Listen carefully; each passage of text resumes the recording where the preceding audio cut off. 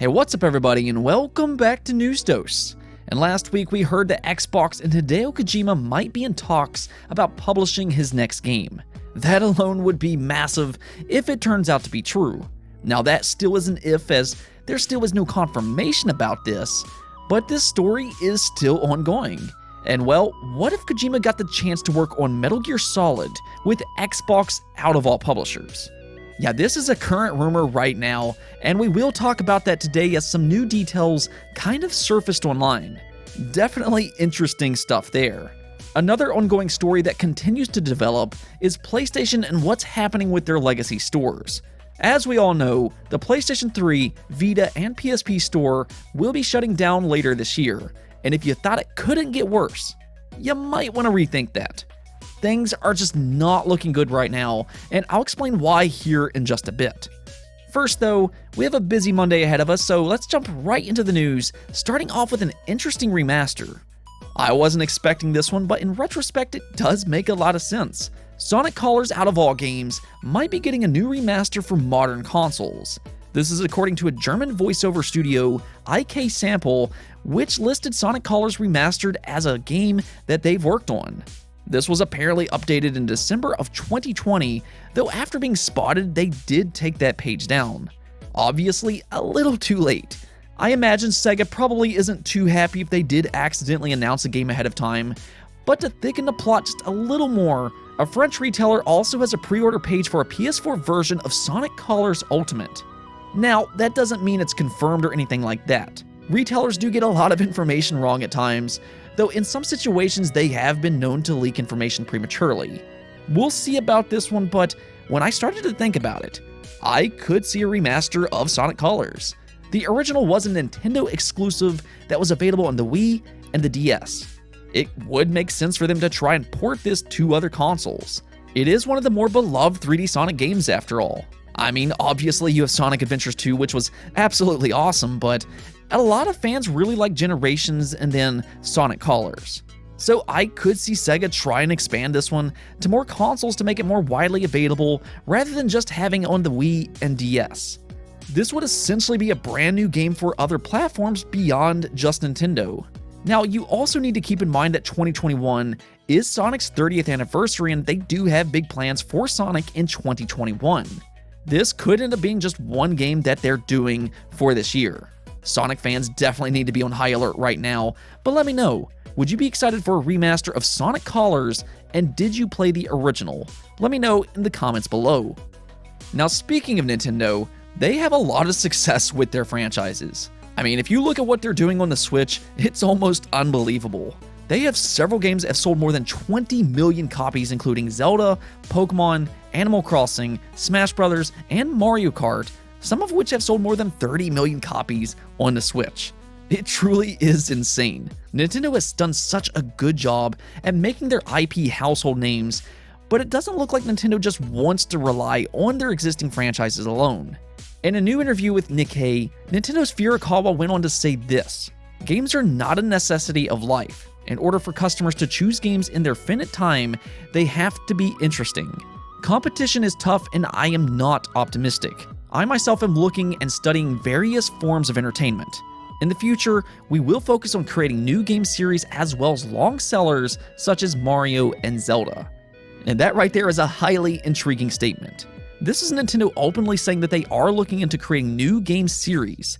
Now obviously they're going to work on more Mario and Zelda, that's pretty obvious. These are two of their most well-known franchises of all time, and people who don't even play games knows these names. However, we don't really get a lot of new IP from Nintendo. In the last 10 years or so, their most notable new IP is probably Splatoon, which has went on to be a big success, and then Xenoblade.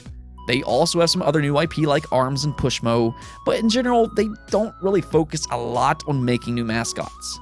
And that right there is exactly why the statement is so intriguing. To hear they're ready to make a new series is definitely exciting, especially when you consider just how creative Nintendo is. I mean, just as an example, you have to look at Splatoon and how different it is compared to your typical third-person shooter. And to top it off, it has been very successful for Nintendo, and that right there is exactly why they should look into making more new IP. Customers trust Nintendo, and if the quality is there with the right type of marketing, they can produce even more household names for the immediate and long-term future. The thing is, when they say new series, it is possible that they're not just talking about new IP, but also spin-offs. Mario Kart and Mario Party, as an example, could be considered two different series. No matter what though, I am curious to see what Nintendo does next. Like I said, they're just so creative, and anytime they make something, it's worth paying attention to. Nintendo isn't the only ones working on a new IP though, as PlayStation has something cooking up as well. With recent reports of them canceling Days Gone 2, PlayStation has been under fire for possibly focusing too much on blockbuster games at the expense of smaller, creative teams. Well, it's only been a few days, but we are starting to see one of their smaller studios surface with a new IP, though this one is likely for PlayStation VR. This one is coming from PlayStation London Studios, which is one of their more unconventional studios. In the past, they've worked on some of PlayStation's peripheral devices. They made iPad for the PlayStation Camera, SingStar, and most recently, Blood and Truth for PlayStation VR. Well, they do have two new job openings that confirm that they are working on a brand new next-generation IP, more than likely probably for PSVR 2.0. The job description does mention working in uncharted design territory, and based off their past history, I would expect another VR title showcasing PlayStation VR 2.0. Now, I played Blood and Truth, and that was actually a really good VR title. It was advertised as a big AAA VR game, and that's exactly what you got. It was basically like playing an action movie in VR. The facial animations were really good, the voice acting was excellent, and it was just a really good game. It was about what you would expect from a PlayStation first-party game, but in a VR format. In my opinion, it's one of the best PlayStation VR games out, and they really showed their talent with Blood and Truth. So if you do like virtual reality, it'll be interesting to see what London Studios does next. I know VR is still niche and everything, so this job may not pertain to all PlayStation fans, but for those who do like VR, this should be exciting with London Studios working on a new IP.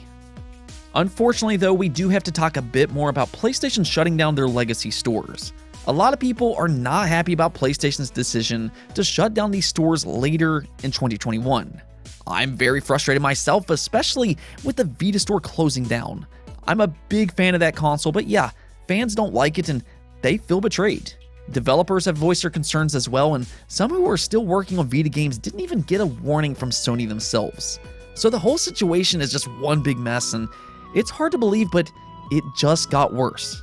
So reports are starting to come out that some patches for PS3 games no longer work. In some cases, this means you will have a buggier game unless you already have the patch downloaded.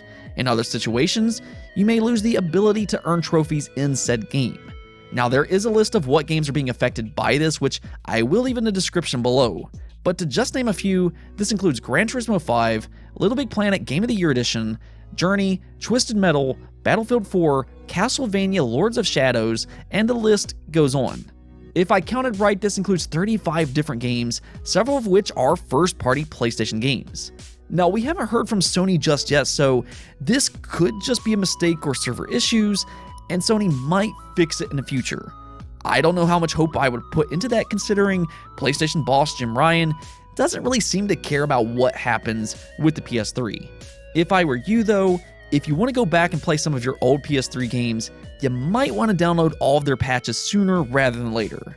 Now that could be a little difficult if you have a smaller hard drive, and you might have to expand the PS3 capacity, but this is just another domino of what's happening with PlayStation legacy games. Enough with all that though, let's talk about Xbox and Hideo Kojima. This is actually really exciting for a few different reasons. Last week, VentureBeat journalist Jeff Grubb leaked out that Kojima and Xbox are in talks about publishing his next game. Phil Spencer himself also kind of teased this on a live stream where he had a Kojima statue next to the Xbox logo on his shelf. So this rumor is pretty believable right now. Jeff Grubb has been accurate with his leaks in the past, and Phil Spencer does tend to hint at things with his subtle, or in this case, not so subtle clues. And yeah, that would be massive for the Xbox brand, as Hideo Kojima is a legendary developer and one of the most creative minds in the entire industry. The thing is, when we talked about this last week, we talked about new IP. If Xbox and Kojima are working together, surely that would mean Kojima is working on a new IP. That would make the most sense as their only game so far is Death Stranding, which is a PlayStation game. But things might be a little bit more interesting than just that. So check this out. In a podcast with Mr. Matty Plays, ACG Gaming talked about the possibility of this Xbox Kojima partnership happening, and he kind of alluded that Metal Gear Solid might be a part of this Xbox Kojima partnership. Yeah, now that would be massive. He went on to talk about how much money is being thrown around the game industry, which is absurd right now, and Metal Gear Solid has garnered some interest. Now, I'm a big fan of Metal Gear Solid and Hideo Kojima, so I would be absolutely thrilled if this turns out to be true. But ACG isn't 100% saying it will happen or anything like that. There were a lot of hypotheticals here, but he kind of hinted at it, and you have to read between the lines. That's actually where I think things get even more interesting though. He later took to Reddit to clarify that his source telling him this information has proven to be accurate with everything that he's told him prior. He's apparently leaked a lot of information to him in the past that was indeed correct, so there is a level of trust with ACG and where he's getting his information. And to make things just a little bit more clear, he did confirm that Metal Gear was up for some kind of grabs. He doesn't go into specifics, but did make it clear that he has heard some stuff about the Kojima and Xbox deal, though he admits that some lines may be getting crossed behind the scenes. He never specifically says that Xbox will get Metal Gear Solid with Kojima, however. He still doesn't seem to want to put too much information out there, and we have to respect that, but he does seem to be alluding to Metal Gear returning in some shape or form. Now, whether that's with Xbox and Kojima like he kind of hinted at in the video, or somebody else, remains to be seen. Xbox has the money though, so it could be possible for that reason. I mean, Xbox is reportedly in talks with Kojima. Now, they would still have to get the licensing rights from Konami, which, I mean, Konami's not really doing much with the IP themselves, so I mean, there's that. This is basically free money for them. And then Microsoft, of course, would have to convince Kojima to return to the Metal Gear IP once again. Okay, that could happen if Xbox truly wants it to happen. ACG talked a lot about how there's some major money being thrown around, and Microsoft has a lot of that, so who knows? Maybe they are trying to do this. With all that said, I would still take this rumor with a huge grain of salt, and if there is an Xbox Kojima partnership, I would still go in with the expectation of it being a new IP. Again, it sounds like a lot of this discussion was just hypotheticals with some inside knowledge thrown in. As a Metal Gear fan though, I would love it if it was true, but as always, we need confirmation. In the meantime though, I would recommend listening to that podcast yourself, which was both entertaining as well as interesting. Let's take a look at the poll of the day though. With everything that's happening right now, I want to know if you all like the direction in which PlayStation boss Jim Ryan is taking PlayStation in, and 71% of you said no. You all do not seem happy at all about what he's doing with the PlayStation brand. Several of you compared him to Don Matrick, which is well known for the Xbox One launch blunders. Now, to be fair, the PlayStation 5 is still having a lot of success, but yeah, their PR and reputation of For the Gamers is definitely taking a big hit right now. Some of you seem to have lost some trust in PlayStation thanks to some of their decisions he's been making. Hopefully they see that though and start to turn things around. PlayStation makes some really good games that I'm personally very excited for, and I think a lot of negativity will start to go away once some of their bigger games start to come out, because they do make amazing games, but they are making some mistakes right now in terms of being pro-consumer. That's where they might need to make some improvements as shown with this poll. Anyways though, that's it for this episode, but if you liked the video, don't forget the bell notification and subscribe button for more content just like this. Also, if you'd like to support the channel through Patreon, thank you for making this content possible. Peace out.